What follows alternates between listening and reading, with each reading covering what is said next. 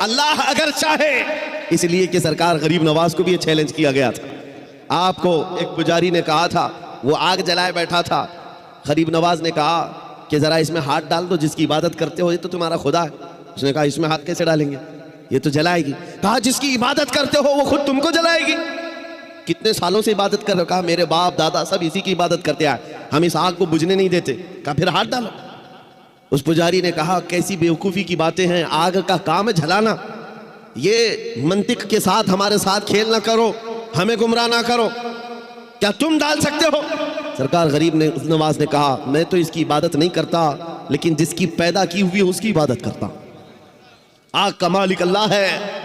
تو اس نے کہا تو چلو ٹھیک ہے، تم ہی ڈال دو، تم ہی ڈال دو۔ سرکار غریب نواز نے ہاتھ نہیں ڈالا، بہت بڑی آگ لگی ہوئی تھی، بڑی آگ ہے جس کی پوجا ہو رہی تھی۔ اس پنڈت کی گود میں ایک چھوٹا سا بچہ تھا، سال بھر کا، 1.5 سال کا۔ اس کی گود سے بچے کو لے لیا اور آگ میں چلے گئے، اندر چلے گئے۔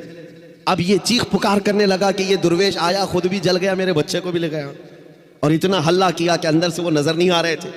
لوگ جمع ہونے لگے، آس پاس کے سب جمع ہو گئے، اور سب کو یہ حیرت تھی کہ یہ جل کر راکھ ہو جائے، آگ کو بجھائیں گے تب یہ ملیں گے۔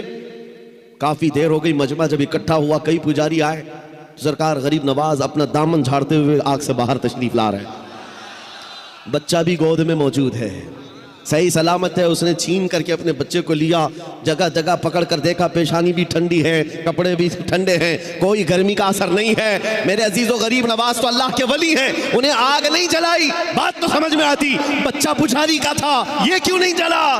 مفسرین کہتے ہیں، تاریخ دان کہتے ہیں، دیکھنا یہ ہے ہاتھ میں کس کے تھا بچہ۔ اسی لیے ہم کہتے ہیں خواجہ کا دامن، غوث کا دامن، ارے جہاں ہاتھ لگ جائے اس پر آگ نہیں لگتی۔